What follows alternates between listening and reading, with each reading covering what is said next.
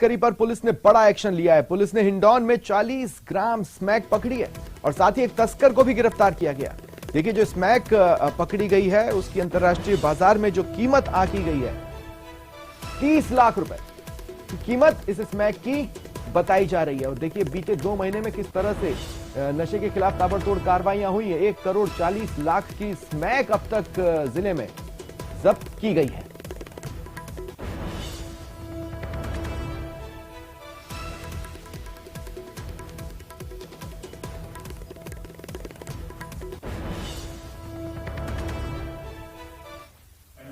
Road पर आड़ा गैल रेवई के पास नाकाबंदी की गई। इसी दौरान एक व्यक्ति महुआ की तरफ से हिंडौन की तरफ आता हुआ दिखाई दिया, जिसको रोका तो पुलिस को देखकर भागने का प्रयास किया, जिसको रोककर तलाशी ली गई, जिसके पास 40 ग्राम स्मैक मिली, जिसको मौके पर ही जब्त किया गया। जिसके पास R1 फायर मोटरसाइकिल थी, जिसको भी मौके पर ही जब्त किया गया। कार्रवाई की जा रही, कहां से लाया, कहां देने जा रहा था, इस संबंध में अनुसंधान किया जा रहा है। राजसमंद से खबर है, केलवाड़ा से ये बड़ी खबर। 2 बदमाशों ने एक व्यक्ति से 35,000 लूट लिए और देखिए, लूट का एक वीडियो भी सामने आया है। बदमाश बैंक से व्यक्ति का पीछा कर रहे थे। पीड़ित ने पुलिस में इस संबंध में शिकायत दी है। पुलिस ने बदमाशों की तलाश शुरू कर दी है। देखिए, ये कुछ तस्वीरें हैं जो आप अपनी टीवी स्क्रीन पर देख पा रहे हैं, जो कि वारदात से जुड़ी हुई बताई जा रही है। बदमाशों ने बैंक में रेकी की। उन्होंने देखा एक व्यक्ति ने पैसे निकाले हैं। उन्होंने बैंक से उस व्यक्ति का पीछा करना शुरू किया और मौका देखते ही 35,000 रुपए लूट लिए। इसका जो वीडियो सामने आया है वो आपकी टीवी स्क्रीन पर है। पुलिस ने इन तस्वीरों के आधार पर जांच शुरू कर दी है। देखिए, मोटे तौर पर जो इन तस्वीरों में समझ में आ रहा है, जब उस व्यक्ति का ध्यान नहीं था, उसके बैग में से इन लोगों ने पैसे पार कर लिए और इससे पहले कि वो व्यक्ति कुछ समझ पाता या उसे भनक भी लगती, वो वहां से रफू चक्कर हो गए।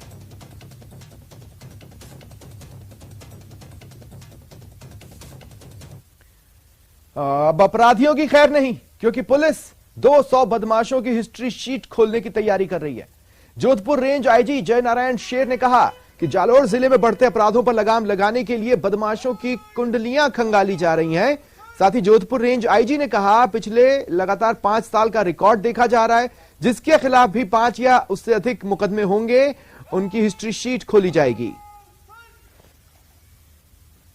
देश के अंदर जिस तरीके से नकल विरोधी गतिविधियों की बात करें या अपराध के लगाम लगाने को लेकर पुलिस पूरी तरीके से कटिबद्ध है। इसी को लेकर जालोर में आज जोधपुर रेंज आईजीपी यहां पर पहुंचे और लगातार यहां पर मॉनिटरिंग की गई। विभाग के अधिकारियों के साथ भी वार्ता हुई और पुलिस की प्राथमिकता तय की गई। हमारे साथ खास बातचीत करने के लिए सर, जिस तरीके से आपराधिक गतिविधियां हैं वो प्रदेश में लगातार बढ़ रही है, ऐसे में पुलिस किस तरीके से प्राथमिकता के साथ इन लगाम लगाने को लेकर रणनीति बना रही है, क्योंकि जिस तरीके की आपराधिक गतिविधियां हैं वो दिन ब दिन बढ़ रही है। लगातार पुलिस अपना काम कर रही है, बेहतरीन देने का प्रयास कर रही है। आगे किस तरीके की जो है प्राथमिकता रहेगी? कल मैंने विजिट में हमारे जालोर जिले के सभी थानाधिकारीगण, वृत्ताधिकारीगण, एडीसी एसपी साहब। पुलवामा आतंकवादी हमले में शहीद हुए जवानों की वीरांगनाओं का तीसरे दिन भी शहीद स्मारक पर धरना जारी रहा। वीरांगनाओं के साथ बीजेपी के राज्यसभा सांसद किरोड़ीलाल मीणा ने भी शहीद स्मारक पर ही पड़ाव डाला हुआ है। वीरांगनाओं के आंसुओं को लेकर किरोड़ीलाल मीणा ने राज्य सरकार पर संवेदनहीनता के आरोप लगाए। वीरांगनाओं और किरोड़ीलाल मीणा से बात की सहयोगी राकेश शर्मा ने। राज्य के गृह राज्य मंत्री राजेंद्र यादव के साथ मीटिंग हुई थी और उन्होंने जब जयपुर से बड़ी खबर है, राजस्थान स्टेट ओपन स्कूल की परीक्षा का परिणाम जारी हो गया है। तस्वीरें आपकी टीवी स्क्रीन पर हैं लाइव। कक्षा 10वीं और 12वीं के परिणाम जारी हुए हैं। शिक्षा मंत्री डॉक्टर बीटी कल्ला ने इन्हें जारी किया है। बीटी कल्ला ने शिक्षा संकुल से परीक्षा परिणाम जारी कर दिए हैं। अक्टूबर नवंबर 2022 में ये परीक्षाएं हुई थी और अब रिजल्ट आ चुके हैं। राजस्थान स्टेट ओपन स्कूल की कक्षा 10वीं और 12वीं की परीक्षा के परिणाम जारी हो गए हैं। और देखिए जिसने सबसे बेहतर परफॉर्म किया हो उससे अमूमन शिक्षा मंत्री फोन पर बातचीत करते हैं, उसे बधाइयां देते हैं।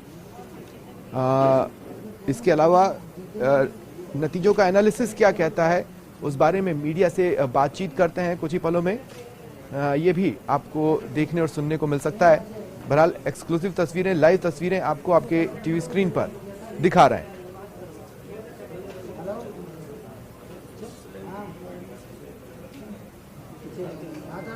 शिक्षा मंत्री बीडी कल्ला ने राजस्थान स्टेट ओपन स्कूल की कक्षा 10वीं और 12वीं के परीक्षा परिणाम जारी कर दिए हैं।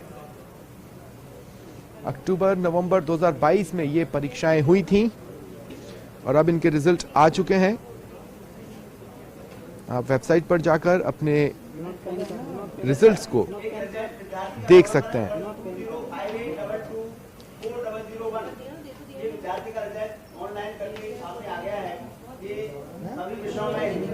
मैं ऑन करता हूँ, मैं कहाँ से दूंगा उसे लाइव यार, ये शूट कर लूँ पहले। हेलो, तो मैं क्या करूँ, मैं कहूँगा तो करता हूँ लाइव में वो सर। एक ही तो है लाइव, और क्या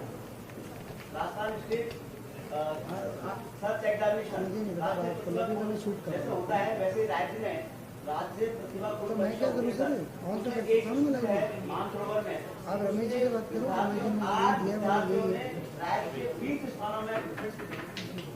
मतलब स्थान प्राप्त किया है।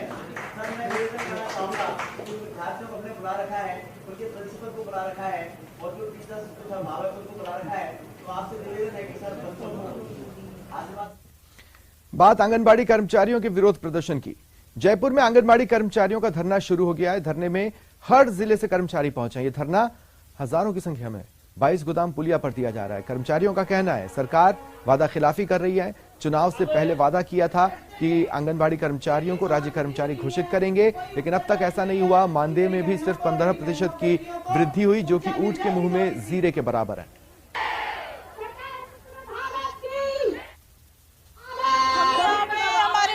समर्थन में खड़े हुए। सन 2017 में गहलोत सरकार ने हमसे वादा किया था कि राज्य कर्मचारी बना दिया जाएगा, लेकिन अभी 5 वर्ष पूर्ण होने पर उन्होंने अभी तक हमारे वादे पूरे नहीं किए कि हम सब आंगनबाड़ी कर्मी जितने भी कार्मिक है सबको परमानेंट कर देंगे, लेकिन परमानेंट तो छोड़ो, सम्मानजनक मानदेय भी नहीं मिला जी।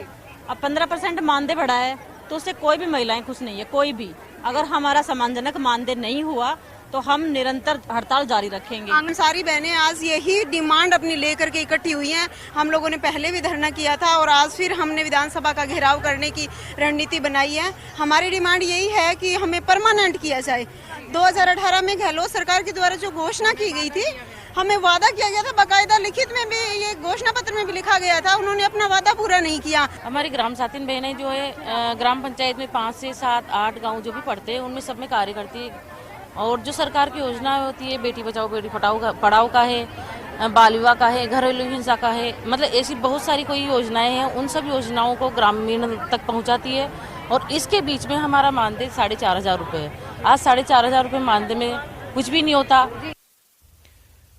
12 में निर्माणाधीन हड़ौती की जीवनदायिनी परवन वृहद सिंचाई परियोजना का काम खटाई में पड़ता दिख रहा है।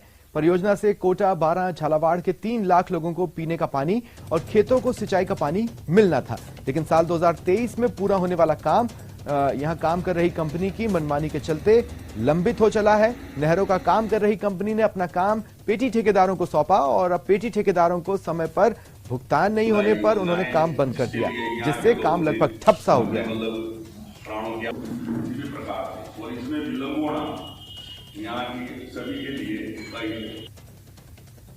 करोड़ रुपए के लगभग का भुगतान बकाया है। कंपनी की तरफ से पिछले 3 महीनों से तो रेगुलर किसी को 1 रुपया भी भुगतान नहीं किया जा रहा। कंपनी को पिछले मंथ जनवरी तक का विभाग द्वारा भुगतान वो छुपा है। कंपनी की जो प्रोग्रेस है, प्रोवेटा प्रोग्रेस इतनी स्लो है कि जिस हिसाब से ये कार्य कर रही है, काम करने के लिए हम लोग भैया बाहर से आए थे। दिल्ली की कंपनी है हमारी, भाई साहब की गुजरात की कंपनी है। और जब काम इन्होंने दिया था तो अच्छे अच्छे आश्वासन दिए थे कि आपका पेमेंट टाइम पे हो जाएगा, लेकिन जब हमने काम करना शुरू करा तो 3 महीने के बाद भी इन्होंने, अभी तक 6 महीने हो गए हमें टोटल, और करीब करीब हमारा 1 करोड़ रुपए से ऊपर का बिल है, 10 लाख रुपए तक अभी तक पेमेंट करा है। उसके बाद अब सब बहुत सारा परेशानी है, ना लेबर को पैसा दिया जा रहा है, ना मशीनरी वालों को पैसा दिया जा रहा है, ना जो लेबर है सब बहुत ज़्यादा परेशान है। काम करने की स्थिति आगे बन नहीं पा रही है जब तक ये पैसा नहीं देते। प्रदेश में महिलाओं को अब ब्रेस्ट कैंसर की जांच के लिए झिझक का सामना नहीं करना पड़ेगा। ब्रेस्ट की जांच अब न सिर्फ बिना स्पर्श के हो सकेगी, बल्कि इस दौरान होने वाला दर्द भी महिलाओं को नहीं होगा। ये सब संभव होगा मैमोग्राफी के विकल्प के रूप में थर्मोग्राफी स्कैन के जरिए। प्रदेश के सबसे बड़े एसएमएस अस्पताल में थर्मोलिटिक्स नाम की मशीन आई है। इस नई तकनीक के जरिए जांच महज 10 से 15 मिनट में पूरी हो जाती है। महिलाओं को जांच के लिए एक कंपार्टमेंट में रखा जाता है जहां टेक्नीशियन की मौजूदगी भी नहीं होती। इससे महिलाओं को जांच के दौरान पूरा कंफर्ट जोन मिल जाता है।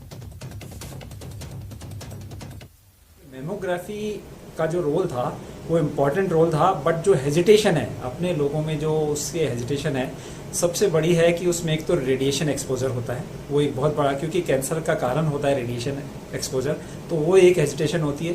दूसरा इसमें जो हेजिटेशन, बड़ी हेजिटेशन है वो है कि जो मेमोग्राफी है वो एक पेनफुल प्रोसीजर होता है। उसमें जो मशीन है वो उसमें ब्रेस्ट को कंप्रेस करना पड़ता है और एक टेक्नीशियन आपके साथ रहता है, वो भी एक हेजिटेशन रहता है एक्सपोजर का।